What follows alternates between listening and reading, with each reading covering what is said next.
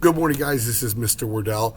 As you can see, I am out today, but I wanted to give you guys time to work on your World War I propaganda poster project. So I wanted to kind of go over the parameters of what is expected of you and give you some examples of what you're supposed to be doing.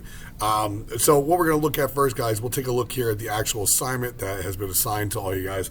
We'll click on right here where we see the assignment, and it opens up and it gives you the directions to write this off. It says, create a World War I themed propaganda poster. You must decorate the poster to be eye-catching so that if a person were to walk down the street, it would get their attention.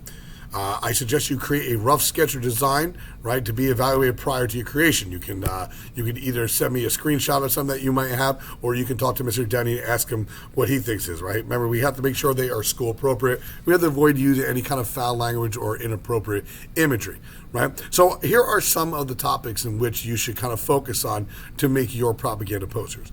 One of the first ones here is buying victory bonds or war bonds, right? Encourage the public to offer their financial support to help fund this war. If you see the poster that in front of you, it says, you buy the war bonds and we do the rest, right? So it's basically saying that you don't have to actually fight in this war, but you can help the soldiers who are fighting this war by buying the war bonds. So you can use whatever type of propaganda you want if that's what you so choose to do that particular topic. Another one would be the conservation or saving of food. Remember, we talked about growing victory gardens, growing your own food, not buying it, maybe not eating as much meat, not eating as much wheat. And if you look at the poster we have here, the little caption says, save the wheat and help the fleet eat less bread. And you see the image of a loaf of bread and you see the naval ships in the background. So save the meat, save the wheat for the soldiers at war, eat vegetables, eat things that aren't meat or wheat, and you'll be able to help the war effort. One of the next topics here, we didn't really discuss this at much length, but because there were so many German immigrants living in this country, we were always concerned that there would be German spies living amongst us. There were 2.3 million Germans living in the United States of America, and many of these people were first generation or had just immigrated as adults. So this idea of, don't say too much about the war effort so that it won't get back to our enemies. So a lot of these posters are about keeping your mouth shut, right? This one says closed for the duration. Man's got tape over his mouth. Said loose talks can cost lives, right?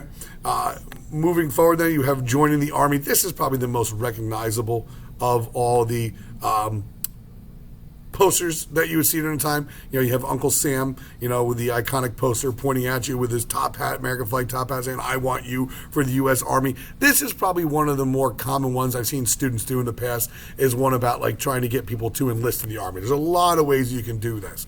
All right, one of the next more common or popular ones that students chose in the past is creating posters that kind of demonize your enemy. All right, this one here is making this German, soldier look bad. And how do we know this is a German soldier?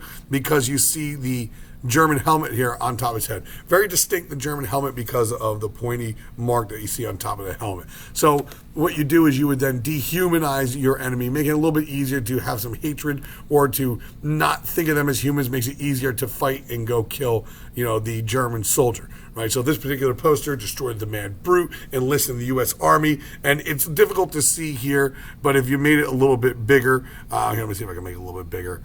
Right, you can actually see on here that he's standing on American soil, right? He's carrying a club here that says culture with a K, right? As if it's here to destroy American culture, right? So again, let's go through these with a little bit better view as you can see them, right? We have buying victory bonds, right? Helping to fund the war effort, conserving of food, save it for the soldiers, keeping your mouth shut so the spies don't hear what you're saying and share the secrets to the enemy, joining the army, trying to encourage young men, right?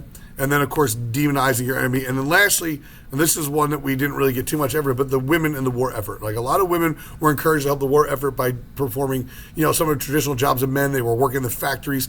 This isn't like Rosie the Riveter. That's World War II. But nonetheless, some of the women were working in the factories, or they took over the family business. They took over the farms. But also, women served as medics in World War II. So in this one, it says, hold up your end, right? War Fund Week, $100 million. So this was also used not only to encourage women to get involved, it also was to sell war bonds as well, right? So typically I would, print this out and give you opportunity to write, but instead I'm going to leave behind some scrap paper for you guys to work on your rough drafts before you actually go on the poster paper. We're limited on how much poster paper we can use, so I don't want to run out of particular paper. When you're done creating your poster. The second part of the assignment is to write out a 1 to 2 paragraph, well-structured, explanation of your poster. Tell me what it is that you're trying to convey in your poster. I should be able to recognize that's a propaganda poster. You should be able to tell me what kind of propaganda, what the message you're pushing, and how you believe you achieved that goal, right? And so this is about 40% of the total grade here. I'll go over the rubric in just a minute. So with the rubric, I have this here, but we'll kind of move on, right? These guiding questions, guys, will kind of help you write your paragraph. When you're all done, right, I think if you answered these questions, now I'm not collecting this. This isn't part of your grade. This is just to help you. If you answer these 5 guiding questions, what topic will your poster be about? Describe your poster, right? What is the poster trying to get people to do? How will this poster support the war effort? And what historical facts are they covering in this poster? Or what kind of historical knowledge would the viewer need to fully understand to grasp what your poster is trying to say? You answer these 5 questions, you take those answers and you can turn it into your paragraph, right? So if we go back into this one, guys, we'll open up the rubric of how this is going to be scored, right? So we have this based on 4 categories. You have the message, the propaganda technique, images, and lastly, paragraph, right? So the messages, in order to get a perfect 20 on the message, it needs to be clear and identifiable, right? I want to be able to know what your poster says from a distance, right? If you put too much wording, or if it's too small, or it's not really eye-catching, it would be difficult to score a perfect score on this here.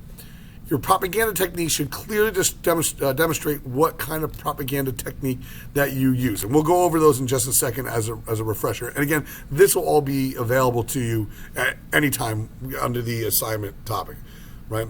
Images, whatever image you use has to be relevant and it has to be historically accurate, right? If you're going to use an image, it needs to be relevant to the time period. I don't want images that show memes or use emojis. They didn't exist back then, right? Don't even use things like Captain America. Captain America didn't come around until during World War II. This is 1917, right? So it has to fit the time period. It has to make historical sense. Those 3 are worth 60% of your total grade here. What's worth 40% will be your paragraph. It needs to be in detail. And listen, you can write it on the back of the poster, you can write it on a piece of paper, or you can type it and submit it through Classroom. I personally think the third would be the easiest way to do it because I'm also going to be grading on your ability to be grammatically correct and spelling, right? I can't tell you how much it drives me nuts when people don't spell things correctly and they have spell check. Or when you refuse to capitalize proper nouns. That's the other thing too. Proper nouns get capitalized, right? So if you're talking about Germany, it's a capital G. If you're talking about the United States, it's a capital U. If you're talking about the Marine Corps or the Navy or the Air Force, it's capitalized. It's proper nouns. They have to be capitalized in order to get the full credit for you. So if we take a look again, guys, at the type of propaganda that we went over last class, bandwagon is one where it's, hey, you want to be on the winning team. Join the winning team. You don't want to be on the outside. When the victory comes in, you want to be able to celebrate, not be on the other side. So join the war effort and be on the winning team, right? The next one is testimonial. This one's a little more difficult because typically you would use somebody who's well-known, celebrity. Not a ton of celebrities, that you can think of in 1917. Because again, radio was in its infancy. Television didn't exist yet. And you did have like motion picture, but they were silent films. Probably the biggest star of the time period would have been Charlie Chaplin. You can look him up on YouTube, who Charlie Chaplin is. But if you want to use somebody like President Wilson or use one of the military generals, that could work for testimonial. Plain folks is maybe using an example of a soldier, somebody that you can relate to. Like, this could be your son. This could be your brother. Would you help give them everything they need to survive? Of course you would. Support the United States military, buy war bonds, right? Transfer is using your feelings about one thing and transferring on another. So you might use some really patriotic images and kind of transfer to people's feelings towards the war effort. Logical fallacies, something could be like, join the war and you can defeat the Germans. Well, obviously you by yourself are not going to defeat the Germans, but it still puts the idea that if I join the war, I can defeat the Germans, right? Glittering generalities. An example of glittering generality would be like, join the Navy and see the world, right? Okay, yeah, not really the way you want to see the world. You're getting shot at and you potentially could get killed, right? And name calling is pretty easy. I would say name calling and fear are the 2 easiest. Fear is basically saying, like, if you don't do this, this is what's going to happen. Like, if we don't buy war bonds, then the Kaiser will destroy the United States of America, or our soldiers will be slaughtered, or women will be murdered, right? Name calling is more like a real man would join the military. And if you didn't join the military, then I guess you're not a real man. It's the implication of it is what we're talking about here, right? So these are all the examples that they have here, right?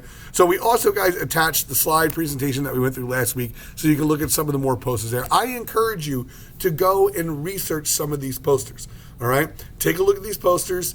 Don't steal them exactly, but if they are something that gives you your inspiration, then that's great, right? Then that's fine. You just can't use it directly, all right? So best of luck, guys, all right? And